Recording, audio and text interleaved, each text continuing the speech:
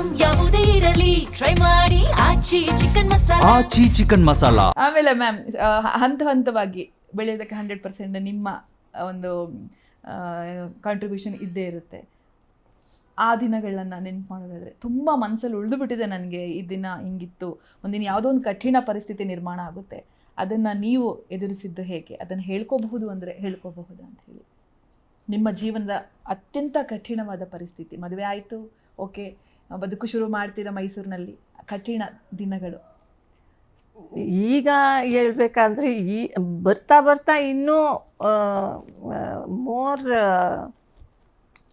ಏನಂತಾರೆ ಕಷ್ಟಗಳು ಕಾಣಿಸ್ತಾ ಇದೆ. ನಾವು ಈಗ ಒಂಥರ ರಿಲ್ಯಾಕ್ಸ್ ಮಾಡ್ಬೋದು, ಇವರು ಸ್ವಲ್ಪ ರಿಲ್ಯಾಕ್ಸ್ ಮಾಡ್ಬೋದು ಅಂತ ನೆನ್ಸ್ಕೊತೀವಿ. ಆ್ಯಕ್ಚುಲಿ ಟ್ರೂನೇ ಅಲ್ಲ. ಯಾಕೆ ಅಂದರೆ ಬರ್ತಾ ಬರ್ತಾ ನಾವು ಆ ಥರ ಈಗ ಹೇಳ್ದಂಗೆ ನೀವು ಆ ಪರಿಸ್ಥಿತಿ ಈಗ ಯೋಚನೆ ಮಾಡಿದ್ರೆ we would never have taken the step ಅನಿಸುತ್ತೆ. ಅವರು ಆ ಥರ ಅನಿಸುತ್ತೆ, ನಾನು ಆ ಥರ.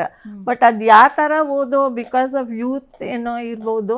ಸೊ ಈಗ ಬಂದರೆ ಪ್ರತಿಯೊಂದು ಎಷ್ಟು ಯೋಚನೆ ಮಾಡಬೇಕು, ಆಮೇಲೆ ಎಲ್ಲರನ್ನೂ ಯೋಚನೆ ಮಾಡಬೇಕು, ಇಡೀ ಫ್ಯಾಮ್ಲಿ ಎಲ್ಲರ ಅವ್ರವ್ರ ಏನೋ ಮನಸ್ಸಿಗೆ ಹೇಗಿದೆ ಅದನ್ನೇ ಯೋಚನೆ ಮಾಡ್ಕೊಂಡು ನಾವು ತುಂಬಾ ಅದರಲ್ಲೇ ಇರೋದು ಫ್ಯಾಮಿಲಿ ಲೈಫ್ ಅನಿಸುತ್ತೆ. ಓಕೆ ಮ್ಯಾಮ್, ಸೋಲುಗಳಿರುತ್ತೆ ಆಯಿತಾ, ನಾನು ಆಗಲೇ ಹೇಳ್ತಿದ್ದೆ, ಅವಮಾನ ರಾಜಕೀಯ ಅಂತ ಬಂದಾಗ ಇವತ್ತಿನ ಹೊರಗೆ ಹೋಗಿದ್ದೀವಿ ಅಂದರೆ ಅಲ್ಲಿ ಏನು ಬೇಕಾದರೂ ಆಗ್ಬೋದು, ವಾಪಸ್ ನಾವು ಮನೆ ಬರೋವಷ್ಟರಲ್ಲಿ. ಸೊ ಅದನ್ನು ಆ ಸೋಲು, ಅವಮಾನ, ಸನ್ಮಾನ ಇಂಥವೆಲ್ಲ ಬಂದಾಗ ಹೇಗಿರ್ತಾರೆ ಸರ್? ಅವ್ರನ್ನ ನೀವು ಸಮಾಧಾನ ಮಾಡೋದು ಹೇಗೆ? ಮನೆಗೆ ಬಂದು ಕಣ್ಣೀರು ಹಾಕ್ಕೊಂಡಿದ್ದು, ಇವತ್ತು ಹಿಂಗಾಯ್ತು, ಹಿಂಗಾಗೋಗಿತ್ತು ಅಂತ ಅವರು ನಿಮ್ಮ ಹತ್ರ ಹೇಳ್ಕೊಂಡಿದ್ದ ದಿನಗಳಿದೆಯಾ ಅಂತ ಹೇಳಿ. ಸೋಲು ಅಂದರೆ ಅವರು ರಾಜಕೀಯದಲ್ಲಿ ಒಂದು ಎಲೆಕ್ಷನಲ್ಲಿ ಸೋತಾಗ ಅವ್ರು ತುಂಬ ಬೇಜಾರು ಮಾಡ್ಕೊಂಡ್ರು. ಅದರಲ್ಲಿ ತುಂಬಾ ಬೇಜಾರ ಮಾಡ್ಕೊಂಡ್ರು.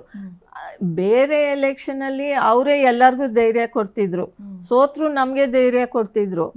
ನಾನಂತೂ ತುಂಬ ಬೇಜಾರ ಮಾಡ್ಕೊತಿದ್ದೆ, ಈ ಥರ ಆಯ್ತಲ್ಲ, ಇಷ್ಟೆಲ್ಲ ಕಷ್ಟಪಟ್ಟು ಈ ಥರ ಬೇಜಾರ ಆಗೋದು. ಆದರೂ ಅವರು ಅದೊಂದು ಎಲೆಕ್ಷನ್ನಲ್ಲಿ ತುಂಬ ಬೇಜಾರಾಗಿ ಒಂಥರ ಹುಷಾರೇ ಇಲ್ದಂಗೆ ಆಗೋಗಿತ್ತು.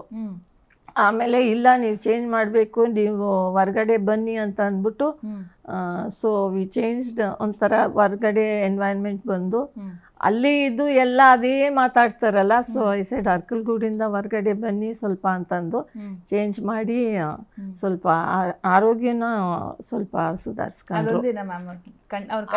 ಅದೊಂದು ಎಫೆಕ್ಟ್ ಆಯಿತು ರಾಜಕೀಯದಲ್ಲಿ. ಬಟ್ ಬೇರೆದಲ್ಲೆಲ್ಲ ಧೈರ್ಯ ಕೊಡೋದು ಅವರೇ, ಜಾಸ್ತಿ ಧೈರ್ಯ ಕೊಡೋದು ಅವರೇ ಎಲ್ಲರಿಗೂ ಅಷ್ಟೇ, ಬೀಟ್ ಫ್ಯಾಮಿಲಿ ಮೆಂಬರ್ಸ್ ಆರ್ ಅವರ ಸಪೋರ್ಟರ್ಸು, ಅವರ ಊರಿನವರು, ಯಾರಿಗೆ ಆದರೂ ಅವ್ರ ಕಾನ್ಸ್ಟಿಟ್ಯೂನ್ಸಿ ಮೆಂಬರ್ಸ್ ಯಾರಿಗೆ ಆದರೂ ಅವರೇ ಧೈರ್ಯ ಕೊಡ್ತಾರೆ. ಬನ್ನಿ ಹೋಗೋಣ, ನಾನಿದ್ದೀನಿ ಅಂತ ಹೇಳ್ತಾರಲ್ಲ ಹಂಗೆ. ಸರ್, ನೀವು ಅವತ್ತು ಕರ್ಕೊಂಡು ಹೋದ್ಮೇಲೆ ನಿಮಗೆ ಹೇಗೆ ಅನ್ನಿಸ್ತು ಸರ್? ಇಲ್ಲಿಂದ ಅಲ್ಲಿಗೆ ಶಿಫ್ಟ್ ಆದಮೇಲೆ ಅಲ್ಲಿ ಬದುಕು ಕಟ್ಕೊಳ್ಳುವಂಥ ಸಂದರ್ಭದಲ್ಲಿ ಏನೇನು ನೆನಪು ಬಂಚೆ, ಇಂಥ ಮಲ್ಲಿಗೆನ ಕರ್ಕೊಂಬಂದ್ಬಿಟ್ಟಿದ್ದೀನಿ ಮೈಸೂರಿಗೆ, ಹಿಂಗಪ್ಪ ಅಂತ ನಿಮ್ಮ ತಲೆಯಲ್ಲಿ ಓಡ್ತಾ? ನಾನು ಮೈಸೂರಿಗೆ ಇಲ್ಲಿಂದ ಹೋದಾಗ ಅವ್ರ ತಾಯಿ ಆಶೀರ್ವಾದ ಮಾಡಿ ಕಳಿಸಿದ್ರು. ನನ್ನ ನಿಜವಾಗಿ ಸಾಕಿದ್ದೆ ಅವಳು. ನಾನೇನು ಫಸ್ಟ್ ಬಿಗಿನಿಂಗಲ್ಲಿ not taken care of her. ಅವರೇ ನನ್ನನ್ನು ನೋಡ್ಕೊಂಡು ಬಿಗಿನಿಂಗಲ್ಲಿ. ಇಲ್ಲ ಅಲ್ಲ, ಏನು ನಾಚಿಕೆ ಏನಿಲ್ಲ ಆ್ಯಕ್ಚುಲಿ ಹೇಳ್ಬೇಕು ಅಂದರೆ ಏನಕ್ಕೆ ಅಂದರೆ ನನಗೆ ಕಾಲೇಜ್ ಲೈಫಲ್ಲಿ ಇದ್ದನು, ಇದಕ್ಕಿದ್ದಂಗೆ ಸಡನ್ ಚೇಂಜಸ್ ಇದೆಯಲ್ಲ, ಇಟ್ ವಾಸ್ ಎ ಶಾಕ್. ಆಮೇಲೆ ಇವ್ರನ್ನ ಕರ್ಕೊಂಡೋಗಿ ನೋಡ್ಕೊಳ್ಳೋದು. ಯಾವ ವಯಸ್ಸು ಸರ್? ವಯಸ್ಸು ಎಷ್ಟು ಸರ್ ಇಬ್ರು? 22, 23 ಒಂದೇ ಇಬ್ರು. ಬಟ್ ಜನರಲಿ ನಾನು ಇವ್ರನ್ನ ಕರ್ಕೊಂಬಂದು ನಾನು ಆ ರೀತಿ ಔಟ್ ಹೌಸಲ್ಲಿ ಇದ್ಕೊಂಡು ನಾವು ಕಷ್ಟ ಅದು ಆ ಥರ ವೆರಿ ಟಫ್ ಇತ್ತು ಅವಾಗೆಲ್ಲ. But she sacrificed more than me. ಅದಂತೂ ಬಟ್ ನನಗೆ ಅದು ಗೊತ್ತಾಗ್ಲಿಲ್ಲ. ನಿಜ ಗೊತ್ತಾಗಿಲ್ಲ, ನನಗೆ ಅದು ಗೊತ್ತಾಗ್ದಂಗೆ ಇದ್ದೆ ಅಷ್ಟೇ, ಗೊತ್ತಾಗ್ದಂಗೆ ಇದ್ದೆ. But she sacrificed. ನಾನು ಎಲೆಕ್ಷನ್ಗೂ ಫಸ್ಟ್ ಎಲೆಕ್ಷನ್ಗೆ her contribution was more. Super. 1999ರಲ್ಲಿ ಅಲ್ಲಲ್ಲ,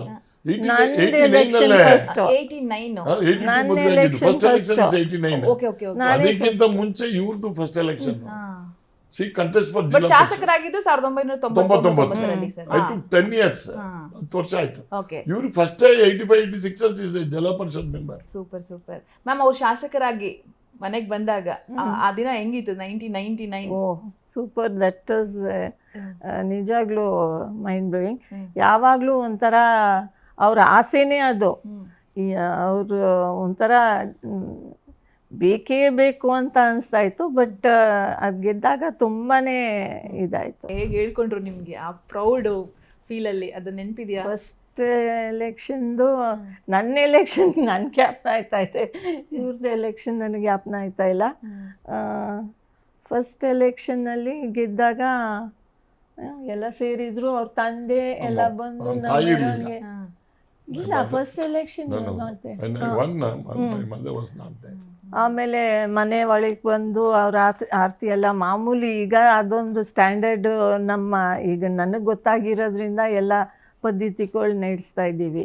ಆವಾಗ ನಮ್ಮ ತಾಯಿ ಇಲ್ಲ ಪಾಪ, ನಮ್ಮ ಮಾವರೇ ಎಲ್ಲ, ಅವರು ಇತ್ತಿಲ್ಲ. ಮಾವ ಇದ್ರು, ನಾನು ನಮ್ಮ ಫಾದರ್ ಜಗಳ ಮಾಡ್ಕೊಂಡು ಆಚೆ ಹೋಗ್ಬಿಟ್ಟಿದ್ದೆ. ಅವ್ರು 3 ತಿಂಗಳು ಬಂದಿರ್ಲಿಲ್ಲ ಮನೆಗೆ ಹೋಗ್ಲಿಲ್ಲ. ನಾನು ಹೋಯ್ತಾ ಇದ್ದೆ, ಇವ್ರು ಹೋಯ್ತಾ ಇರ್ಲಿಲ್ಲ. ಸೊ ಹಂಗಾಗಿ ನಾವೆಲ್ಲ ಸೇರಿಸಿ ಇವ್ರು ಬರ್ಬೇಕು, ಇಲ್ಲ ನಾನು ಬರಲ್ಲ ಮನೆಗೆ ಅಂತ. ಗೆದ್ಮೇಲೆನೂ ಹಂಗಲ್ಲ, ನಮ್ಮಪ್ಪ ನನಗೆ ಸಪೋರ್ಟ್ ಮಾಡ್ತಿಲ್ಲ, ನನ್ನ ಬ್ರದರ್ ಇಲ್ಲಾಗ ಸಪೋರ್ಟ್ ಮಾಡ್ತಾ ಇದ್ರು.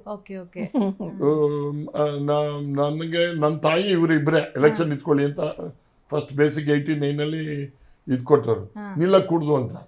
ನಮ್ಮಪ್ಪ ಸಪೋರ್ಟೆಡ್ ಮೈ ಬ್ರದರ್ ಇಲ್ಲ, ನನಗೆ ಮಾಡಲಿಲ್ಲ.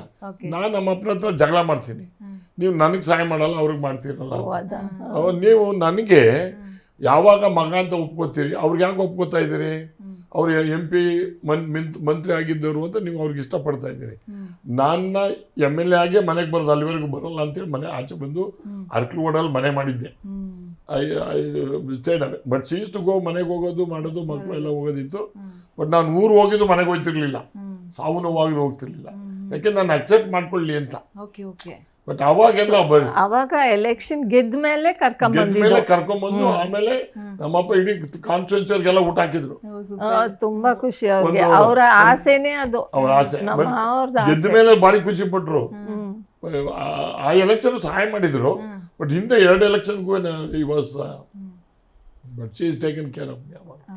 ಅಮ್ಮನ್ನ ನೆನ್ಪು ಮಾಡ್ಕೊಳ್ಳಿ ಸರ್. ಅದನ್ನ ಯು ಕಾಂಟ್.